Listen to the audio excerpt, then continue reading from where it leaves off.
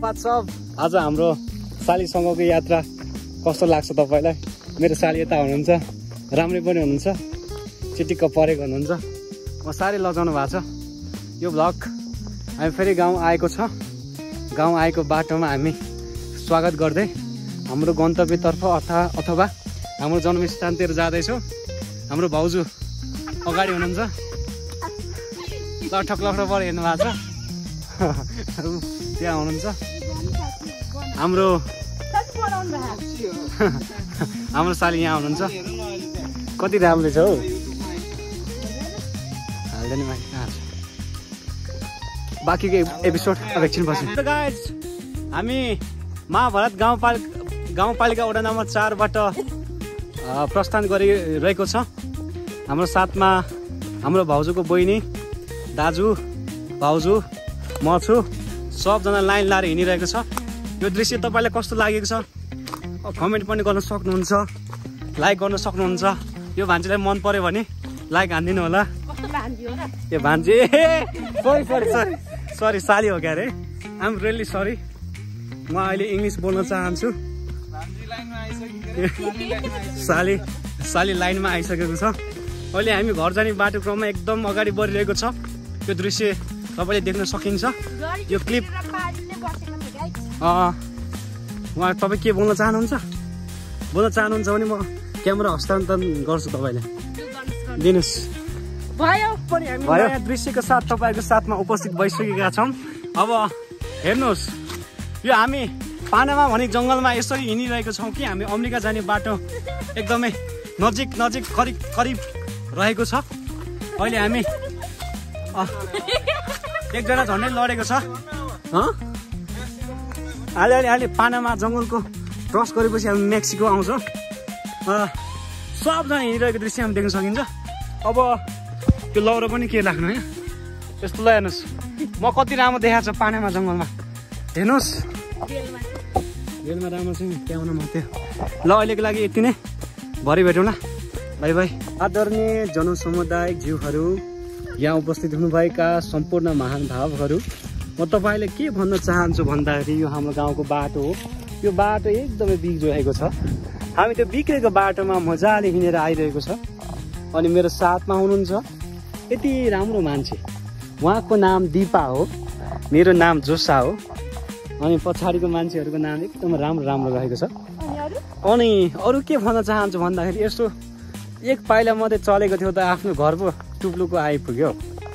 अरू त के भन्नु भन्दाखेरि ए दोमसोम पाराले यिनी भान्जी कति भान्जी रे भान्जी भन्न आउँछ। के रे तपाईँ साँच्ची साली हो होला होइन हो भन्नु न। ल अहिलेको लागि यतिकै, ल धेरै कुरा बोल्न चाहेन, म उफ्रिरहनु भएको छु। अहिलेको लागि यतिकै, बाई बाई गाइज। बाई खोइ बाई गर्नु। कति राम्रो छ, राम्रै मात्रै भन्छ जहिले नि भ्लगमा पनि। के आएर कोठाने घर भन्नु। फाइनली घर आइपुग्न लागिसक्यो गाइज दिदीको।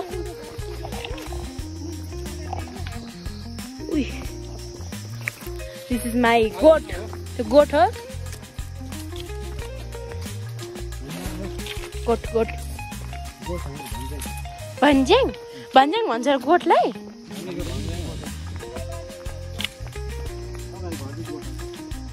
गाईको गोठ भने मैले चाहिँ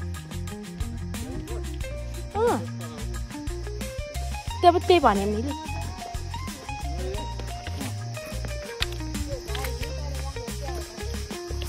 फाइनली घर आइसकेको छौँ होइन भेना।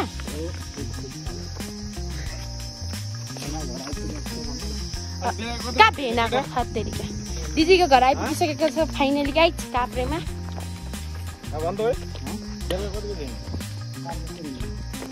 बेलुका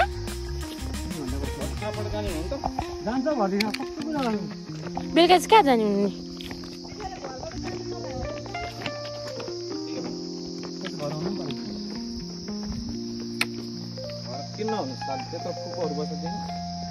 के थाहा छैन, तिमी पागल हो ऊ त तल हाम्रो घर चाहिँ। लु बाई बाई लिनुहोस्।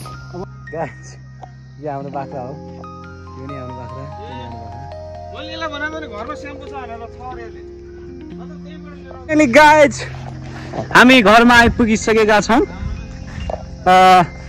यो घर अस्ति वर्षाको कारणले गर्दा यो भत्केको छ यो हाम्रो अब यता रौदर दाइको घर यहाँ छ यो घरमा हामी जाँदैछौँ अनि चाहे नै हामी यहाँको दृश्य हामी देखाउन चाहन्छु हो यो हाम्रो भिमे दाइको घर हो त्यो मेरो भतिज त्यहाँ छ फाइनली हाम्रो यहाँ साली यहाँ छ साली त के हो लुगा फेर्दा झन् रामी देखेको छ त आम्बो के साह्रो है हाम्रो ठुले हामी यहाँ हुनुहुन्छ भाले यहाँ छौँ यो भालेलाई अलिक समात्नुपर्छ बुढीमा चुरोट खाइरहेको छ अनि यो अमिल बेरी मैले ल्याउने बानी गरेको छैन यो एउटा आवारा छ यहाँ डाँडा हो हाम्रो महाभारतको डाँडा यहाँ देख्न सकिन्छ